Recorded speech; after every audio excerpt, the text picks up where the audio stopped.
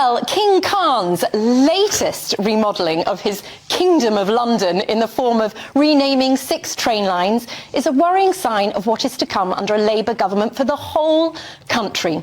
2 of the train lines are renamed Lioness and Suffragette, from the very Labour woke brigade who champion a man's right to access women's safe spaces and destroy women's sports. Peak hypocrisy there. One is renamed Windrush Line. All credit to those who helped rebuild parts of London after World War II, but you can bet that renaming anything after the white working class, the very impoverished hands that built this ancient country and capital over 2 millennia, will never happen under Labour. And who gets to decide anyway? The perpetually offended Labour voting Britain bashers. We've seen how Labour councils froth at the mouth, replacing many British street names already. We don't demand towns or cities named by our Viking and Roman colonisers like Scunthorpe or London are renamed because we can contextualise history, something Labour clearly lack the intelligence to do. So once BLM kneeling Keir is in power, woke lectures at every turn will be on turbocharge at huge cost to the taxpayer. Khan has just given us a taste of what's to come. Now, despite this costing the taxpayer millions, I think it was 6.3 millions on his latest woke vanity project, can you imagine when Keir comes into power and he is the king of identity politics?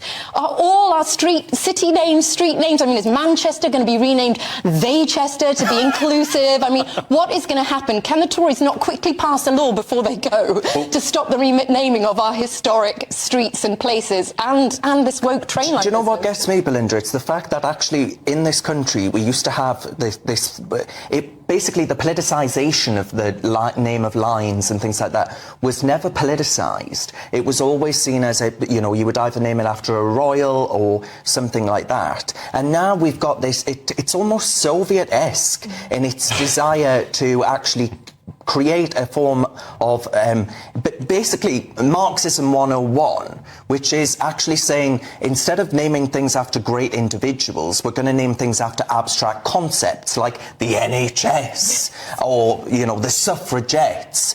And I actually worry about moving down that sort of direction where we actually forget about the great people, as you rightly say, who built this great nation. What's that got to do with Marxism? I just didn't quite get that. Because the Soviets actually used to talk about abstract concepts like farming. Well, look at Leningrad. Stalingrad. Yeah. I mean, they're named after people. Well, they're named. It's a very political movement. These are more movements. I'm not saying no one should rename anything Windrush or Suffragette. I'm just saying consult the country, have a sort of a local mini referendum, get 50% of the people out there if there's going to be something as fundamental as changing. I mean, if I say I'm hopping on the Lioness, I'll get done for a hate crime.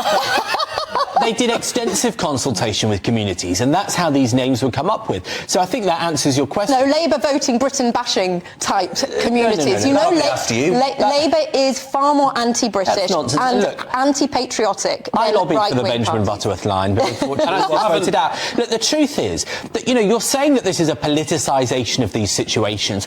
Actually, we have places like East India Quay. That's a stop on the Docklands Light Railway. You can put that into context. Now, that is named after a company that was indulging in slave trade, which is abhorrent. I bet. So hang on, no, let me finish. Don't talk over me. The fact is that we name things after slave traders, and you, for a long time, have furiously defended that as being part of our history. So why is it okay to name after slave trading companies, but not after women who fought for the vote? Benjamin Butterworth, the names are just rubbish. That's the problem. I bet the 5 of us could answer the question. The 5 of us could come up with better names than the names that Sadiq Khan and his, minions. Well, Spikes Online had some good ideas. Sorry, can I just answer the question? Why is it okay to name it stuff after slave traders, but not suffragettes or lionesses or doctors like Mum The streets weren't named because they were slave traders. They weren't celebrating the slave trade by naming them. It was because those men with tenuous links to slavery went on and did great things for the countries, built hospitals like St Guy's Hospital, built libraries, built universities, and that's why they had streets named after them. So why not name things after the suffragettes by the same argument? Because they they were like a terrorist organisation, basically. It was a suffragists. Now who it's were coming the good out. ones. Right. Now it's But coming it's out.